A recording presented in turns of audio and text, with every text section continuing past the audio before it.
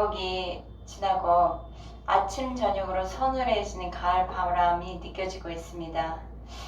물러갈 줄 모르고 점점 더 기승을 부리는 것 같은 그런 코로나도 하나님의 손길이 임하면 하나님의 때에 물러가리라고 믿습니다. 세계 역사를 보면 어떠한 중대한 상황이 발생하고 나서 그 시대적인 전환이 이루어지곤 했습니다. 코로나19도 시대적 전환을 이루는 계기가 될 수 있습니다. 코로나가 끝나면 우리의 생활이 아주 여러 면에서의 변화가 일어나게 되겠죠. 설문조사를 해보니까 교회와 그 예배에 대한 성도들의 생각이 코로나19가 막 시작되었을 때와 또 1년 넘게 지난 지금 많이 바뀌었다고 합니다. 교회는 코로나19 이후 변화에 적응할 수 있어야겠습니다. 변화된 세상을 앞장서 갈 수 있는 그런 준비도 필요합니다. 코로나19 이후에 예배 형식이나 방법, 전통 등 여러 면에서도 그리하고 또 전도에서도 어떻게 하면 효과적으로 생명을 구원할 수 있는지에 대한 연구와 또 기도도 필요합니다. 코로나 이후 교회에 여러 가지 변화가 일어난다 해도 변화하지 않아야 할 것이 있어요. 그것은 신앙의 진리입니다. 우리가 믿는 것은 예수님은 우리의 구세주이시며 예수님의 이름 외에 다른 이름에는 구원이 없다는 것입니다. 이 진리 위에 굳게 서는 저와 여러분 되시기를 바랍니다. 진리는 완전하고 변하지 않고 영원합니다. 오늘날 특히 변화가 심할 시기엔 혼란스러운 시기인데 진리를 무너뜨리는 어둠의 세력이 있다는 것을 잊지 마십시오. 에베소서 6장 11절 말씀합니다. 함께 읽어볼까요? 시작. 마귀의 관계를 능히 대적하기 위하여 하나님의 전신갑주를 입으라. 마귀의 관계를 능히 대적하여 전신갑주를 입고 승리하는 예번교회 성도님들 되시기를 주님의 이름으로 축복합니다. 전쟁에서 싸우려면 여러 가지가 필요하겠지만 먼저 강건해야 합니다. 각 사람이 또는 전체가 강건해야 합니다. 강건해지는 것은 힘을 얻는 것이죠. 힘을 얻기 위해서 사람들은 많은 노력을 합니다. 개인적으로 또는 집단적으로 많은 노력을 하는데 운동으로도 또는 돈으로, 명예로, 실력으로 또는 칼과 무기로 나 힘 있는 사람이라고 자신을 드러내면 자랑합니다. 그런데 오늘의 성경 말씀에는 말씀하시죠. 에베소 6장 10절에 끝으로 너희가 주 안에서와 그 힘의 능력으로 강건하여 지고, 여기서 주 안에서란 주님과 연합하는 관계의 상태를 말합니다. 주님과 하나가 되지 못하면 우리 각 개인의 하나님과 떨어진 상태에서는 약한 피조물인 우리는 강건해질 수가 없습니다. 우리가 주님과 하나가 됨으로써 강건해질 수 있습니다. 우리가 강건해지기 위해서 이렇게 주님과 연합해야 하는데 어떻게 주님과 합해질 수 있는지 로마서에서 말씀하고 있어요.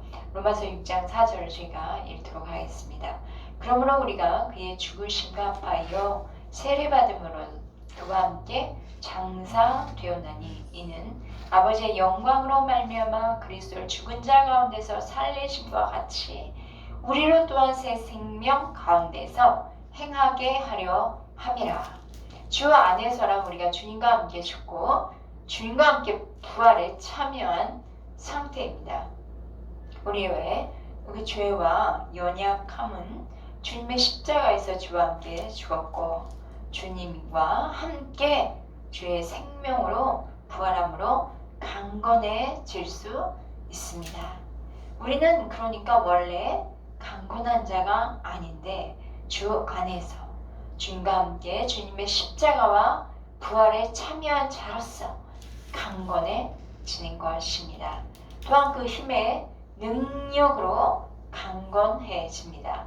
여기서 힘의 능력, 그 힘이란 예수님을 죽은 자 가운데서 다시 살리신 하나님으로부터 나오는 그 힘의 능력, 힘과 능력입니다. 그 힘의 능력은 우리가 성령으로 세례를 받고 성령의 충만함을 받을 때 우리에게 임하는 것이죠. 여기에서 사용된 능력의 란 말의 헬라어는 크라토스입니다. 사도행전 1장에 이런 말씀이 있어요. 성령을 받으면 권능을 받는다. 여기서 사도행전 1장의 그 권능은 드나미스라는 헬라어를 사용했는데요. 크라토스라는 단어는 신약 성경에서 하나님이 함께 하실 때만 나타날 수 있는 그런 하나님으로부터 나오는 힘과 능력을 크라토스라고 하는 것이에요. 이것은 사람들이 가질 수 있는 것은 아닙니다. 크라토스는 하나님으로부터 나오는 힘과 능력만을 이야기하는 것이에요.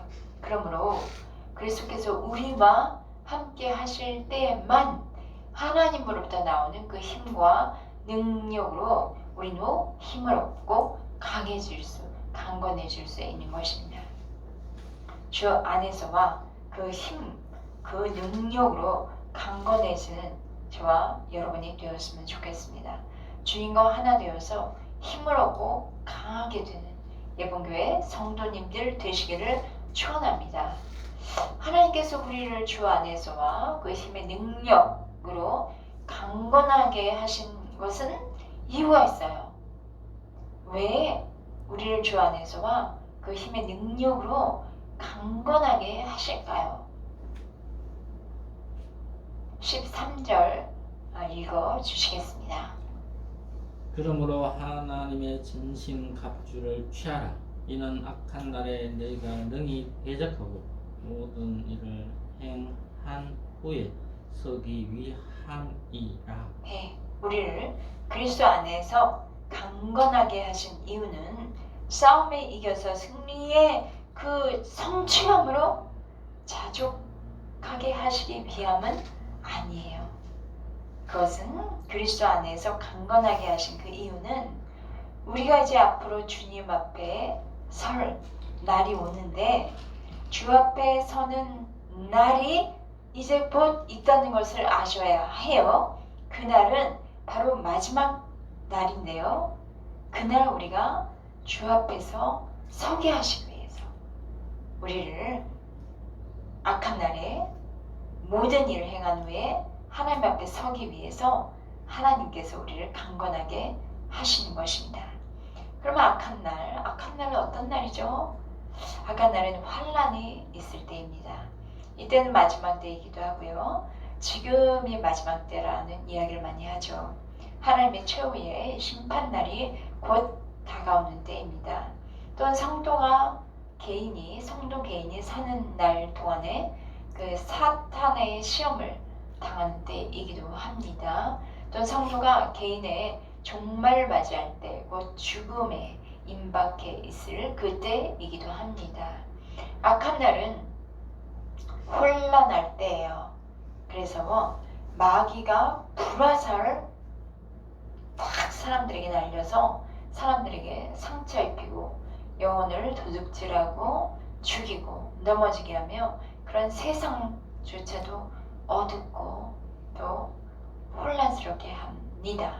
우리가 이 세상을 사는 동안에 영적인 싸움을 싸워서 이겨야만 합니다. 그래야 마지막 날 주님 다시 오신 날 우리가 주님을 다시 배울 그날 우리 모두는 주님 앞에 담대하게 설 수 있습니다. 영적인 싸움에서 승리하기 위해서는 주 안에서와 그 힘의 능력으로 강건해져야 합니다. 얼마 전에 도쿄 올림픽이 끝났습니다. 올림픽에는 다양한 종목이 있어요. 다양한 종류의 그 스포츠 선수들이 전 세계에서부터 모여들어서 메달을 가지고 이제 경쟁을 했습니다. 운동하는 모든 선수들에게 가장 필요한 것이 체력이에요. 운동에 적박한 체력이 갖추어져 있지 않다면 뭐 아무리 재능이 좋고 아무리 어떤 기술이 좋더라도 좋은 성적을 거두기가 어렵습니다. 체력이 뒷받침될 때 좋은 성적으로 이어질 수 있는 것이죠. 우주와 안에서와 그 힘의 능력으로 강건해지는 것은 바로 우리에게는 영적인 체력이라고 할 수 있어요. 훈련되어진 체력이라는 것이죠. 체력은 금방 나오는 것이 아니라 오랜 기간 동안 훈련되어졌을 때 어느 순간에 그 체력의 힘을 바탕으로 해서 어떤 경기로 이길 수 있는 것이죠. 우리가 강건함으로 인해 영적인 싸움을 싸울 수 있는 영적인 체력을 갖추게 되는 것입니다. 체력이 준비된 그 다음은 무엇이 필요하냐면 자신이 할 운동에 대한 그런 좋은 도구들이 준비되어 있어야 합니다. 특히 현대 스포츠는 얼마나 좋은 도구, 얼마나 좋은 어떤 스포츠복 그런 것을 입고 사용하느냐에 따라서 좋은 결과가 결정된다고 할 수 있을 정도로 이 도구가 매우 중요한 시대가 되었어요. 영적인 싸움에 있어서도 영적인 체력이 준비가 되어졌다면 그것이 전부가 아니라 이제는 영적인 전쟁에서 승리하기 위한 그런 도구가 필요합니다. 그러면 우린 영적인 체력을 키우고 나서 우리가 이 영적 싸움에서 승리하려면 어떤 영적 도구를 준비해야 할까요? 11절 읽어주십시오. 마귀의 관계를 능히 대적하기 위하여 하나님의 전신 갑주를 입어라. 네, 전쟁의 승리를 위해서 강건한 영적 체력과 함께 갖춰야 할 도구는 하나님의 전신갑주입니다. 우리의 싸움의 대상은 사람이 아니라 환경이 아니라 그 뒤에 배후에서 역사는 사랑과 행동을 조종하는 사탄 마귀입니다. 마귀는 간사하게 우리를 유혹하고 또는 위협합니다. 유혹하는 목적은 위협하는 목적은 그리스도인은 물론이고 교회를 분열시키는 거예요. 따라서 바울은 이러한 마귀의 유혹에 대해서 적극적으로 대적하라 권면합니다. 대적하다 그 원어로는 스테나이라는 군사 용어가 사용되었어요. 대적하다. 적군에 대해서 취하는 자세입니다. 그리스도인들은 마귀의 수많은 그 유혹과 공격에 대해서 담대하게 맞서 대항해야 하는 것이죠. 왜요? 생명이 달렸으니까. 그렇죠. 물론 그리스도께서 마귀에 대해 이미 승리를 거두시긴 했어요. 십자가 불라서 부활로서 완전한 승리를 거두시긴 했지만 궁극적인 승리까지는 성취되지 않았습니다. 그 궁극적인 승리는 마지막 날 주님 재림하실 때 이루어지는 것이에요. 그렇기 때문에 그리스도인들은 궁극적인 승리가 이루어질 때까지 대적들과 계속해서 인내가 필요하죠. 계속해서 영적인 싸움을 해야 합니다. 마귀의 간사한 유혹을 물리치고 승리하기 위한 필요한 도구는 하나님의 전신갑주입니다. 12절 읽어주십시오. 우리의 실험은 혈과 육을 상대하는 것이 아니요 통치자들과 권세들과 이 어둠의 세상 주관자들과 하늘에 있는 악한 영들을 상대함이라. 우리의 싸움의 대상이 혈과 육이 아닌 혈과 육인 그런 사람들이 아닙니다. 통치자들, 권세자들, 이 어둠의 세상 주관자들의 하늘에 있는 악의 영들을 상대하는 것이기 때문에 우리는 우리의 힘이 아닌 하나님의 전신갑주를 입어야 한다는 것입니다. 내 힘으로는 싸울 수 없는 전쟁이라는 것을 명심하시기 바랍니다. 우리가 입어야 할 하나님의 전신갑주는 구체적으로 무엇일까요? 14절부터 17절까지 읽어주십시오. 그런즉 서서 진리로 너희 허리띠를 띠고 호신경을 붙이고 평안의 복음이 준비한 것으로 신을 신고 모든 것 위에 믿음의 방패를 가지고 이로써 능히 악한 자의 모든 불화살을 소멸하고 구원의 투구와 성령의 금 곧 하나님의 말씀을 가지라. 네, 아멘.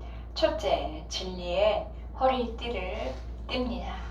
당시 의복은 어깨에 걸치고 발목까지 내려온 긴 옷이었기 때문에 전투하기에는 적합하지 않아요. 그래서 옷에 붙들어 매야 하는 것입니다. 이렇게 의복을 붙들어 매는 띠는 오늘 말씀에서 진리라고 이야기합니다. 진리는 복음이라고 할 수 있고요. 진실함과 충성심이라고 볼 수 있어요. 그래서 우리가 진실한 믿음과 하나님을 향한 충성스러운 믿음의 허리에 띠를 띱니다. 두 번째는 의에 호심경을 붙입니다. 이 호심경은 목에서부터 허벅지까지 이렇게 앞으로 가리는 것입니다. 앞과 뒤를, 가슴과 폐를 보호하게 되겠죠. 우리의 가슴에 붙여야 할 이 호심경은 의의 호심경입니다. 의라는 것은 그리스도로 인하여서 우린 의인이라 칭함을 받은 칭의라고 하는데, 그것은 또 올바르고 선하고 도덕적인 그런 완전함을 갖추는 것입니다. 예수를 믿음으로 의인이라 칭함받은 우리들, 그리고 예수를 믿는 성도로서 세상으로부터 의인이라는 것은 세상으로 받는 비난, 공격을 받지 않을 그런 도덕적인 의로움이 바로 호신경입니다. 셋째, 평안의 복음에 예비된 신을 신습니다. 평안의 복음은 그리스도 안에서 이루어진 것이죠. 주님의 십자가를 통해서 이루어진 하나님과 우리와의 관계의 평화를 이야기하기도 하고, 또 사람과 우리와의 관계를 에서의 그 화평을 이야기합니다. 평안의 복음을 통해서 그리스도인들은 원수 관계에 있었던 그런 그리스도인들은 이제 하나님과 화해하게 되었고요.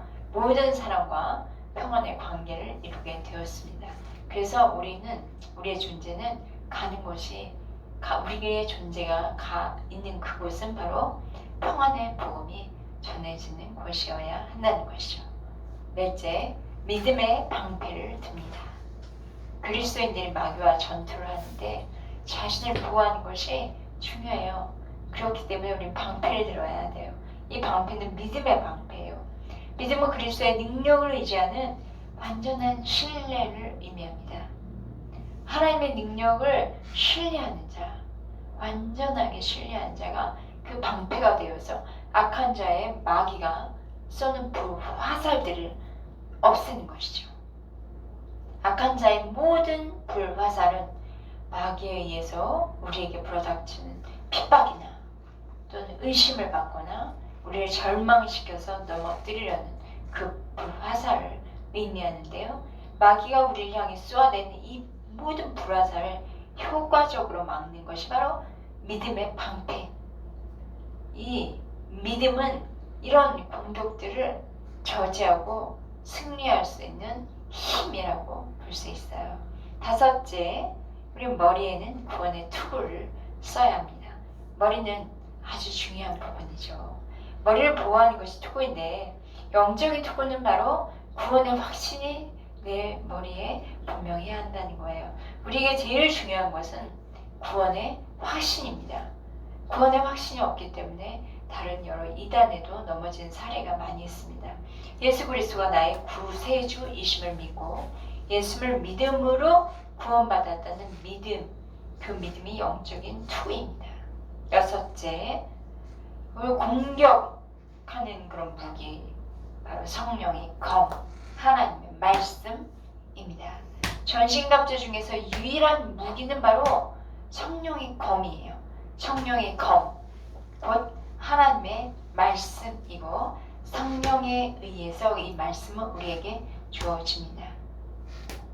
이 말씀에 해당하는 헬라어를 찾아보니까 레마라고 합니다.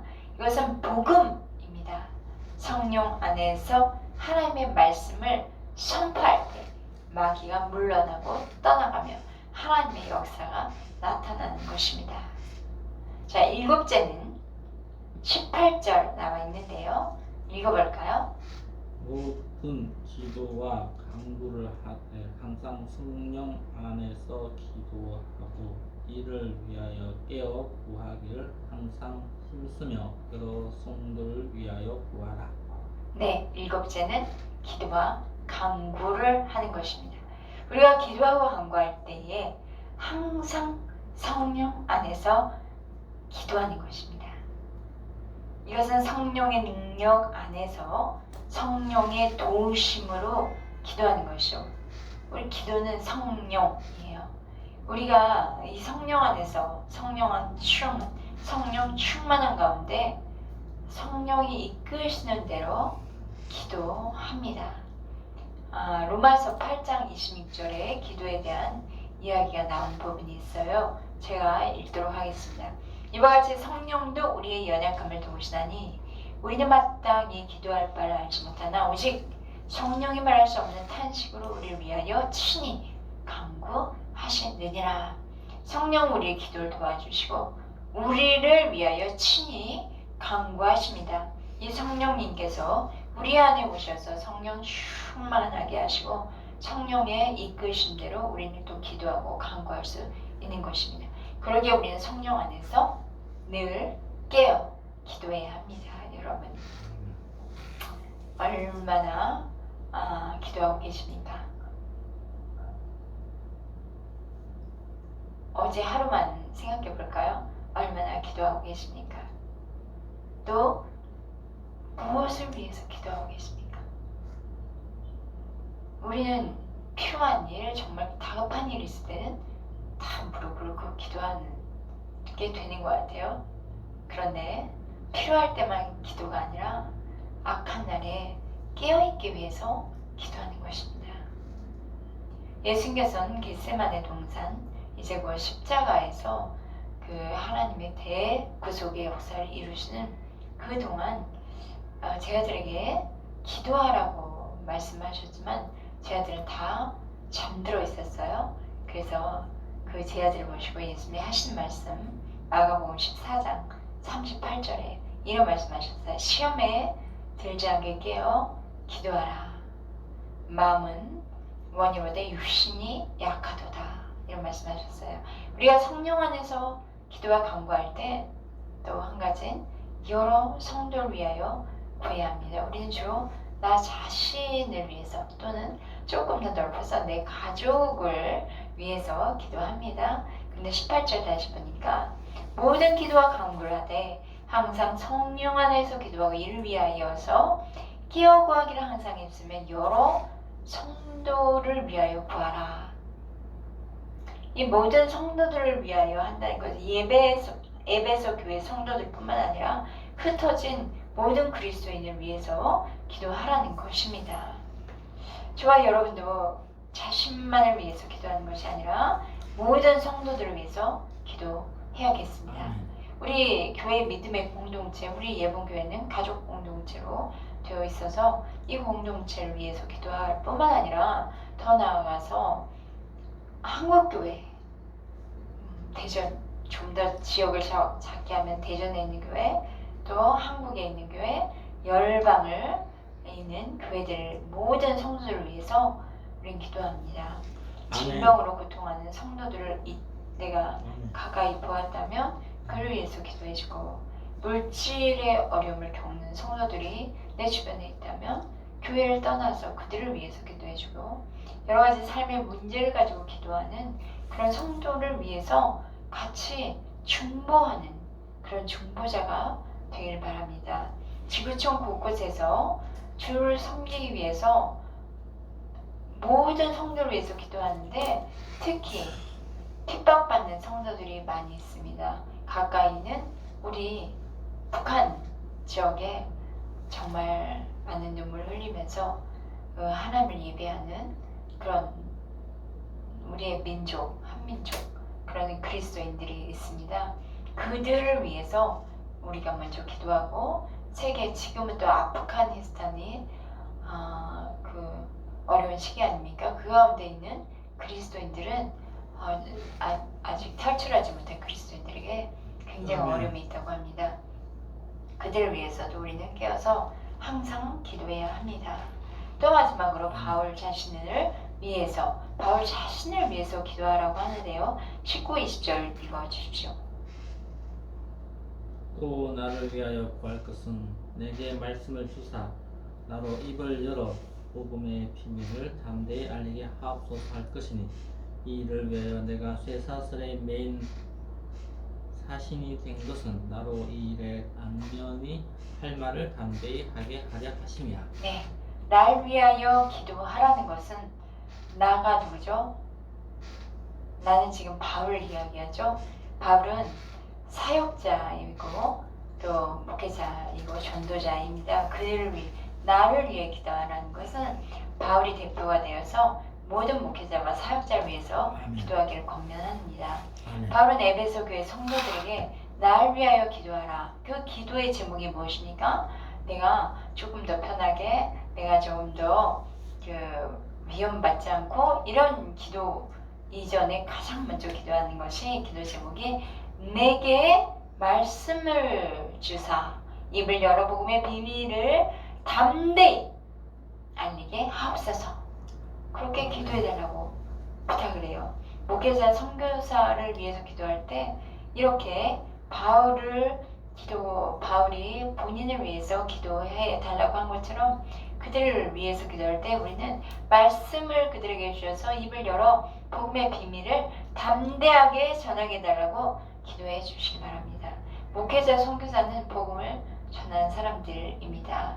그들이 어느 지역에서든지 복음을 전할 때 그 지역의 사람들이 이해하고 알아들을 수 있도록 전하며 말씀의 능력이 나타나서 영혼이 소생케 되고 살아나는 역사가 있게 해달라고 기도해 주시기 바랍니다.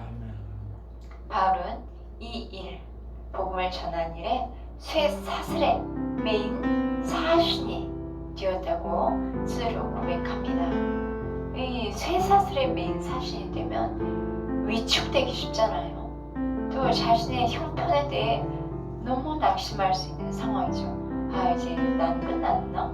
복음 전한 일 이제는 그만해야 되나? 뭐 이런 갈등도 있을 수 있는데 이런 상황에서도 담대하게 복음을 전할 수 있게 그런 사람이 되기를 기도해달라고 요청하는 것이죠. 목회자와 선교사를 위해서 기도할 때에 어떤 상황에서든지 복음을 전할 수 있기를 위해서 기도해 주십시오. 바울이 에베소 성도들에게 이렇게 요청하는 것은 에베소 성도들이 바울과 같은 사역자가 처한 어려움을 이해하면서 그들을 기도하며 그들의 사역을 돕는 교회가 되기 원한다는 것이기도 합니다. 주 안에서와 그 힘의 능력으로 강건한 그리스도인이 되려면 자신을 위한 기도뿐만 아니라 모든 성도를 위한 것이고 더 나아가서 우리 교회 목회자뿐만 아니라 각 교회 목회자, 각 여러 나라에 흩어져 있는 선교사들을 위해서 기도하는 사람입니다.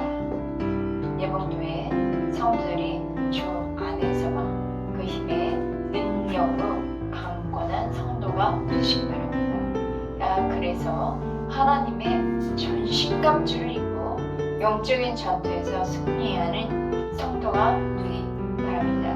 모든 성도와 목회자 위에서 기도하는 성도가 되어서 마귀의 관계를 대적하는 싸움을 이기고 하나님의 나라를 온전히 누리며 증거하는 저와 여러분이 되시기를 주님의 이름으로 축복합니다.